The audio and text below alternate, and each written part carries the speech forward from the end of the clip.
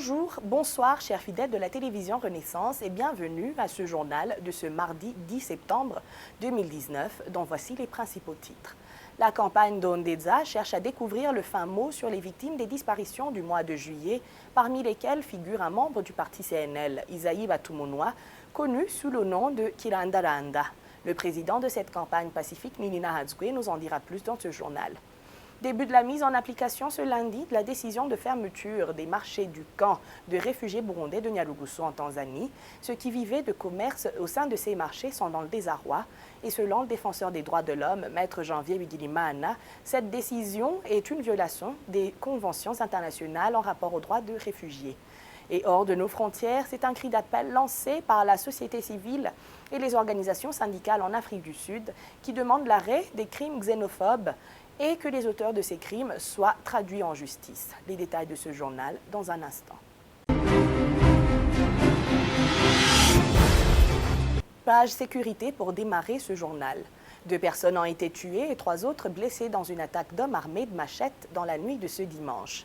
Toutes ces personnes sont natives de la commune Wusoni en province de Kirundo. Elles ont été attaquées alors qu'elles pêchaient dans le lac Gweru, dans le côté communément appelé Kuruharata, dans cette même commune. L'administrateur communal Albert Atungimana fait savoir que les assassins sont venus de la commune Giterani en province Muyinga. À la tête de ce groupe de ces criminels se trouve un certain Nyandgui Sadiki. Ce groupe revendiquait toujours la chasse aux pêcheurs n'ayant pas l'autorisation. Début ce lundi de la mise en application de la mesure de fermeture de tous les marchés du camp de Nyarugusu en Tanzanie.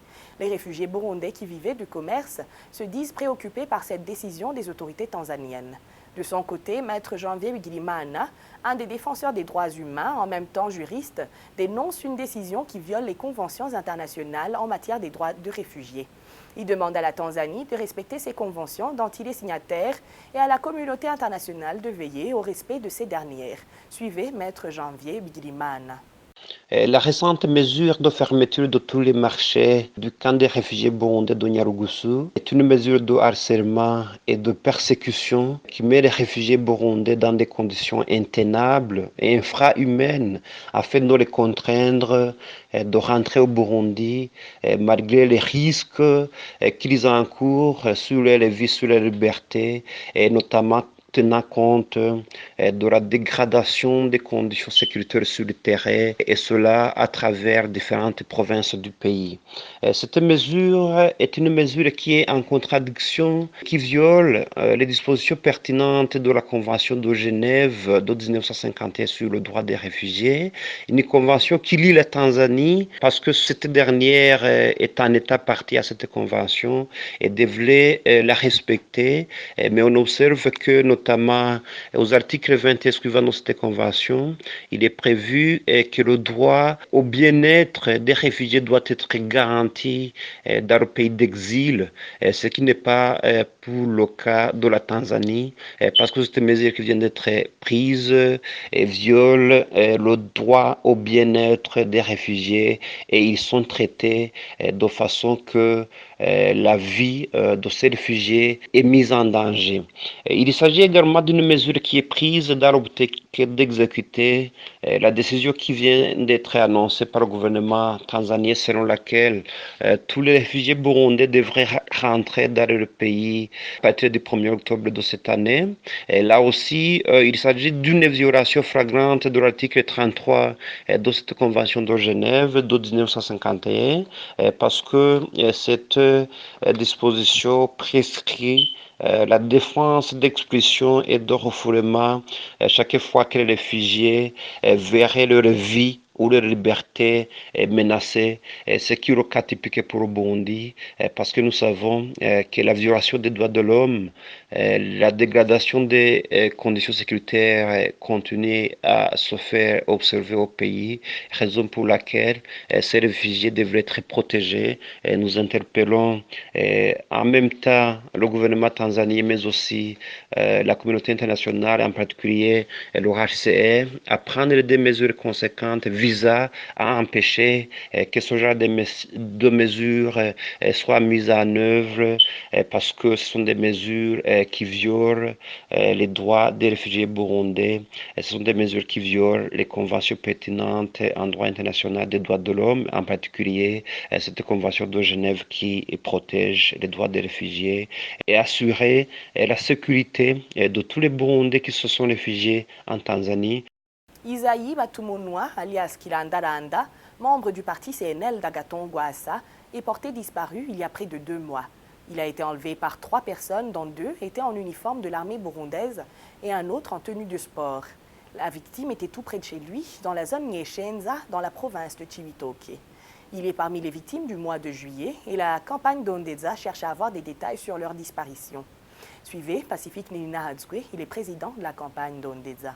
Isaïe Batumonwa, mobilisateur politique du parti CNL dans la commune de Mugina, en province de Chibitoke, a été arrêté dans la matinée du 22 juillet 2019 à Nyeshenza, c'est-à-dire au chef-lieu de la commune de Mugina, de la province Chibitoke. Il a été arrêté par 3 personnes, dont 2 étaient en tenue militaire. Selon les informations que nous avons reçues, ces 3 militaires travailleraient tous à l'état-major général de l'armée burundaise.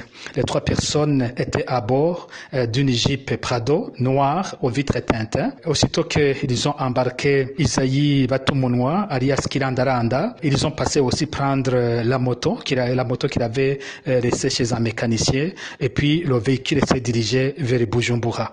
Le véhicule a été suivi sur tout son trajet et nous avons été informés que ce véhicule a bifurqué vers Gihungwe en province de Bubanza. Et depuis ce moment, personne ne connaît la trace de Isaïe Batumonwa, alias Kilandaranda. Il est de rappeler ici que Kilandaranda était un membre très influent du parti CNL en province de Chibitoke, qu'il avait été un combattant du Paripehutu pendant de longues années, qu'il était démobilisé depuis 2009 et qu'il était recherché. Nous avons aussi appris qu'il avait reçu beaucoup de menaces et qu'il avait déjà échappé à plusieurs tentatives d'arrestation. D'ailleurs, nous avons sa voix où lui-même exprime les menaces qui étaient sur lui au mois de mai 2019. Depuis son arrestation, aucune autorité burundaise ne s'est exprimée sur cette disparition, mais la famille a contacté l'administrateur communal de Mugina. Cette dernière aurait affirmé qu'Isaïe Batumonwa, alias Kilandaranda, était dans les mains des services de sécurité. L'opération de l'arrestation d'Isaïe Batumonwa, alias Kilandaranda, a démontré à quel point il était haï, à quel point il y avait cette détermination de l'arrêter à tout prix, parce que depuis 2018, les opérations de kidnapping et d'enlèvement des victimes de disparition forcée sont faites de manière très discrète. Normalement, on piège les victimes en les invitant dans des endroits peu fréquentés par le public. Mais dans le cas d'Isaïe Batumonwa, il a été arrêté au marché, au vu et au su de tout le monde, ce qui signifie que les autorités burundaises étaient décidées à arrêter Isaïe Kilandaranda, quoi qu'il arrive. Exhumation ce lundi d'ossements humains de 2 personnes trouvées dans les enceintes de l'organisation Metalusa dans la ville de Bujumbura. Cela a été annoncé par le prêtre Niyonkuru Pascal. Il est commissaire de la commission Vérité et Réconciliation sévère. Niyonkuru Pascal demande au gouverneur de toutes les provinces de chercher des endroits dans lesquels les ossements humains trouvés dans n'importe quel endroit du pays pourraient être enterrés. Suivez-le. Comme vous le voyez, l'activité d'aujourd'hui, c'est la clôture de ce que nous avons commencé au milieu du mois de juillet. C'était aux dates du 13, 14 et 15 où nous avons reçu des informations qu'il y a des ossements humains dans les enceintes du Metalusa. Et puis, nous sommes venus voir ça et nous avons trouvé des endroits où se trouvent des ossements humains. Nous étions avec les autorités, même celles de la justice. Nous avons alors pris la décision de suspendre l'activité de la canalisation dans cet endroit. Nous avons continué d'en discuter et nous avons constaté que premièrement, il faut rassembler ces ossements et les mettre quelque part pour que nous puissions les enterrer avec un honneur, comme la sévère le dénote. Alors, aujourd'hui, nous sommes là et vous avez vu que nous avons déjà rassemblé les ossements humains d'une seule personne et puis Vous voyez que nous sommes en train de rassembler d'autres que nous pensons que c'est pour une seule personne aussi de l'autre côté. Donc, après avoir terminé cette activité d'aujourd'hui, nous allons regarder avec l'honneur là où nous voyons que c'est possible, en attendant que nous trouverons une place réservée pour ces ossements dans toutes les provinces du pays. Pour le moment, nous allons les rassembler et les amener là où nous pouvons les garder nous-mêmes, les membres de la commission. Pour clôturer la célébration des 25 ans d'existence de la Maison Shalom a organisé une messe pour remercier le bon Dieu. Kambanda Antoine, archevêque de la ville de Kigali, dans l'Évangile, a expliqué que chaque personne devrait respecter l'être humain. Après la messe, a suivi un panel pour échanger sur la question de la situation de la Maison Shalom. Reportage Rodrigue Ndekumrami. La cérémonie de la célébration de 25 ans d'existence de la Maison Shalom. La Maison Shalom a organisé une messe d'adoration pour remercier le bon Dieu. Cette messe a été célébrée par Antoine Kambanda, archevêque de la ville de Kigali. L'archevêque Antoine Kambanda, dans l'Évangile, a expliqué que chaque personne a été créée par Dieu avec un objectif positif pour le développement de la société et que chaque personne doit respecter la valeur d'un être humain. Nous ne sommes pas seuls dans notre histoire. Il y a l'auteur de l'histoire qui succède de nous pour diriger l'histoire. Alors le jubilé, c'est le moment de remercier le Seigneur pour tout ce qu'il a fait pour nous. Il n'y a personne qui est né et qui existe par hasard. Chaque enfant naît et vit, il est voulu par Dieu. Parce que Dieu a un plan, il n'a pas créé cet enfant par hasard. C'est qu'il a un plan, il a une mission pour lui dans la vie et dans la société. Il lui a créé pour un rôle à jouer dans l'histoire. C'est pour cela que chacun de nous, chers amis, chers invités, chers enfants de Shalom, chacun a une grande dignité devant Dieu. Après la célébration de la messe, les invités ont suivi un panel qui avait comme objectif de donner des témoignages sur la situation de la Maison Shalom. Patrick Doron, un Belge, le président du Christian Solidarity International, a demandé aux réfugiés burundais de garder toujours de l'espoir. Et je me console quand je vois dans l'histoire de Maggie que même elle perd la voix, que nous avons le droit d'être surpassés, mais nous n'avons pas le droit, et je le dis en tant qu'Européens luxembourgeois, nous n'avons pas le droit de nous asseoir. Il faut résister à cette fatigue, il faut résister à ce désespoir, parce que nous avons des moyens, nous avons des aides en tant que population, en tant que pays, pour chercher d'autres chemins. Et surtout, je vais être très clair, il faut des systèmes qui fonctionnent. Et je salue beaucoup l'intervention de Bernard sur l'installation d'un système de justice. Sans ces systèmes, nous sommes encore plus démunis. Et pour le père, Bernard Anan Kimvi, un Togolais qui travaille en Centrafrique, a été satisfait des bonnes choses que la Maison Shalom continue à faire pour les personnes les plus vulnérables et qu'il a été inspiré par l'idéologie de la Maison Shalom et ce qui lui a permis, lui aussi, à créer une association qui aide les gens en Centrafrique. Qui veulent faire la même chose que nous, qui veulent continuer comme nous. Et moi, j'étais avec des personnes extraordinaires qui, au début, n'avaient pas pour principe d'aller sauver des vies humaines, mais en fait, je les ai vus en train de déplacer des montagnes.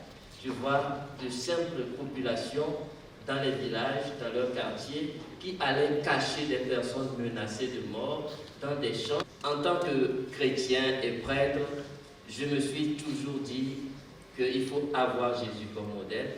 Et partout où on est, quand il y a un besoin d'aimer, de se sacrifier pour les autres, on doit pouvoir se donner tout entier entière. Pour clôturer les cérémonies de la célébration de 25 ans d'existence de la Maison Shalom, les invités qui étaient présents, tous, ont encouragé et ont salué les activités de la Maison Shalom d'aider les réfugiés burundais vivant au Rwanda. Page éducation à présent. Les élèves qui viennent de terminer les écoles secondaires et qui ont le diplôme de niveau A2 devraient continuer leurs études, ne spéculant pas sur les terres cultivables parce qu'elles sont de plus en plus rares. C'est pourquoi ils devraient étudier et avoir beaucoup plus de diplômes que leurs parents n'ont pas eu la chance d'avoir. Cela a été dit par Pascal Nyabenda, président de l'Assemblée nationale, en s'adressant aux jeunes de la commune Manda avant la rentrée scolaire de ce lundi. Suivez-le. Chers élèves, chers enfants qui commencent bientôt l'école, sachez bien que dans ces jours-ci, les études sont chose importante. Avoir un diplôme, c'est très important. Parce que vous voyez aujourd'hui qu'il n'y a plus d'espace cultivable. C'est difficile. Si nous regardons bien dans la plaine de Limbo, prenons par exemple les élèves de cette commune Manda. Ils se disent que c'est suffisant s'ils obtiennent un diplôme A2. Alors là, moi je vous conseillerais d'étudier. Obtenez ces diplômes que vos parents n'ont pas pu obtenir. Vous les filles, je vous le dis souvent, un bon mari se trouve dans vos études. Un bon mari, c'est ton diplôme. Hors de nos frontières, pour clore ce journal, en Afrique du Sud, la société civile et organisations syndicales jugent honteux et dénoncent les violences xénophobes. Ce samedi, elles organisent ensemble une marche-manifestation en mémoire des victimes de cette folie meurtrière. Ces organisations appellent l'État à arrêter le négationnisme et à accepter que ces violences sont de caractère xénophobe. Les étrangers commencent à quitter ce pays. Le Nigeria évacuera 600 de ses ressortissants à partir de ce mercredi. Détail avec Thierry Bigilindavi.